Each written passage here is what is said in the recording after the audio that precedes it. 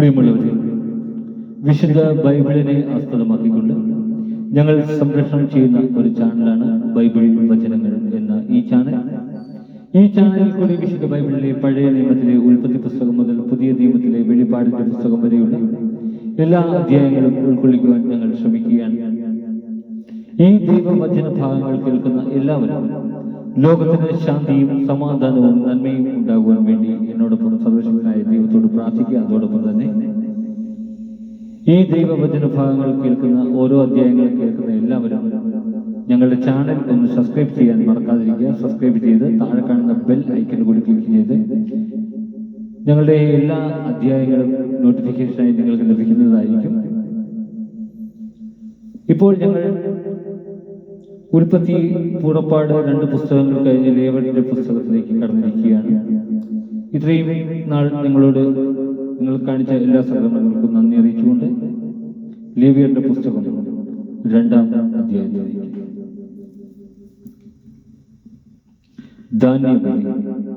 ആരെങ്കിലും കർത്താവിന് ധാന്യബലി അർപ്പിക്കുകയാണെങ്കിൽ ബലിവസ്തു നേർമയുള്ള മാവായിരിക്കണം.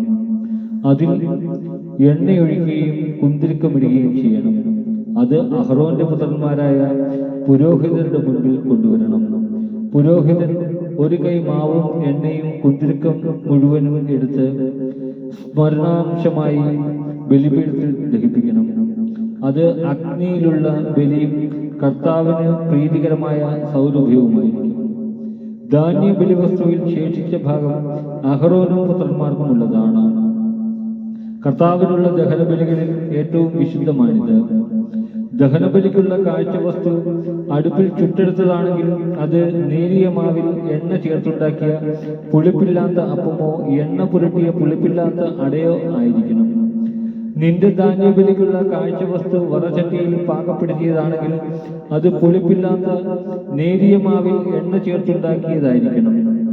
കഷണങ്ങളായി മുറിച്ച് അതിൽ എണ്ണ ഒഴിക്കണം. അത് ഒരു ധാന്യബലിയാണ്. ധാന്യബലിക്കുള്ള കാഴ്ചവസ്തു ഉരുളിയിൽ പാകപ്പെടുത്തിയതാണെങ്കിൽ അത് നേരിയ മാവിൽ എണ്ണ ചേർത്ത് ഉണ്ടാക്കിയതായിരിക്കണം.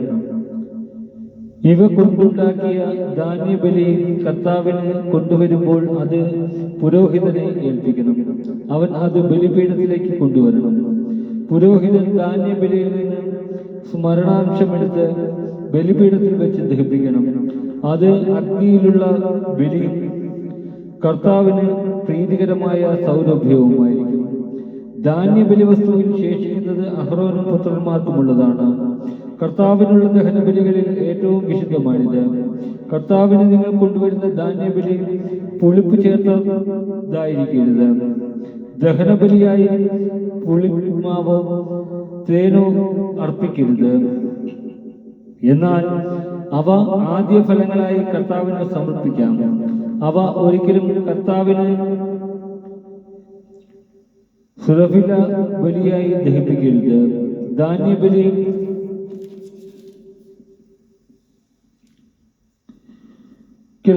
ഉപ്പ് ചേർക്കണം.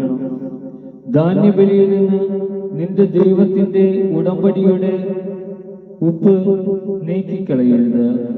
എല്ലാ ധാന്യബലിയോടും കൂടെ ഉപ്പ് സമർപ്പിക്കണം.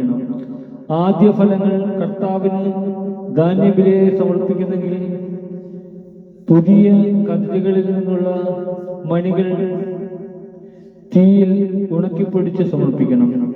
അതിൽ എണ്ണയൊഴിക്കുകയും കുന്തിരിക്കമിടുകയും വേണം. അത് ഒരു ധാന്യബലിയാണ്. പൊടിച്ച മാവിൽ നിന്നും എണ്ണയിൽ നിന്നും സ്മരണാംശമെടുത്ത് കുന്തിരിക്കം മുഴുവനും കൂടി പുരോഹിതൻ ദഹിപ്പിക്കണം. അത് കർത്താവിനുള്ള ദഹനബലിയാണ്. നമ്മുടെ കർത്താവായ മിശിഹായെ സ്തുതി.